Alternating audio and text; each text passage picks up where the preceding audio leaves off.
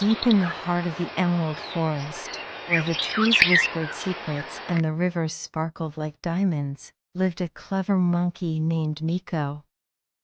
Miko loved to swing from tree to tree, chattering happily with his forest friends. In the same forest, there was a cunning crocodile named Kroko, who lived in the deep, slow-moving river. He was always looking for easy prey, and he often tricked small animals to get his next meal. But there was also a magical bird named Zara who lived on the tallest tree in the forest. Zara was no ordinary bird. Her feathers shimmered in gold and blue, and her eyes sparkled like the stars. She had the power to see the future and to fly faster than the wind. One fine morning, as Miko was peeling a banana on a tree branch, he saw his friend, Ruby the rabbit, running frantically through the forest. Her ears twitched in fear, and her little paws barely touched the ground as she hurried past Miko's tree. Miko swung down quickly and asked, "Ruby, what happened? Why are you running so fast?" Ruby panted, her tiny heart beating fast. "Kroko has set a trap for me.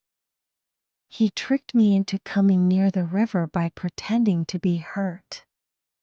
When I got close, he snapped his jaws. I barely escaped." Miko frowned. "That sneaky crocodile.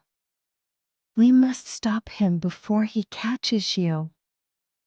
Miko thought for a moment and then looked up at the tallest tree, where Zara, the magical bird, perched gracefully. "Zara, we need your help," Miko called out. Zara spread her shining wings and swooped down. "I saw this coming, Miko. Kroko has become greedier than ever. But don't worry, I have a plan." Zara whispered her idea to Miko and Ruby, and they nodded excitedly. Miko ran ahead to the riverbank, where Kroko was hiding under the water. "Kroko, I know what you are planning," Miko called out.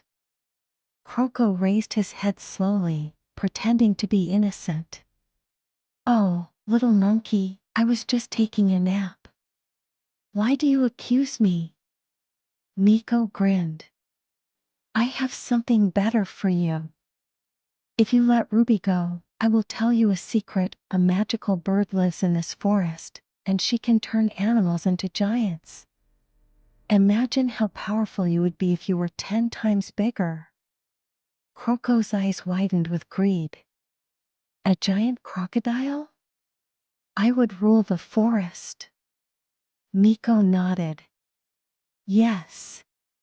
But you have to prove that you are worthy. Follow me to the tallest tree, and you will see." Excited, Kroko crawled out of the water and followed Miko deeper into the forest. He didn't notice that Ruby had sneaked away safely. As Kroko reached the tallest tree, Zara was waiting. "Ah, Kroko," she said in a wise voice, "you wish to become powerful?" "Yes. Make me a giant crocodile," Kroko demanded. Zara flapped her glowing wings and spoke in a mysterious voice. "To gain power, you must first close your eyes and spin 3 times." Kroko did as he was told. "Now, open your mouth as wide as you can to absorb the magic." Kroko opened his jaws as wide as possible. At that moment, Miko and Zara quickly dropped a huge pile of vines and heavy coconuts right into Kroko's mouth. MMMPH. MMMPH. Kroko tried to spit them out, but the vines tangled around him. "Run, Miko," Zara called. Miko and Zara flew up into the trees, while Kroko, still struggling with the vines, rolled back into the river. defeated. Ruby, who had been watching from a safe distance, hopped over happily. "You saved me." "Thank you, Miko." "Thank you, Zara." Zara smiled.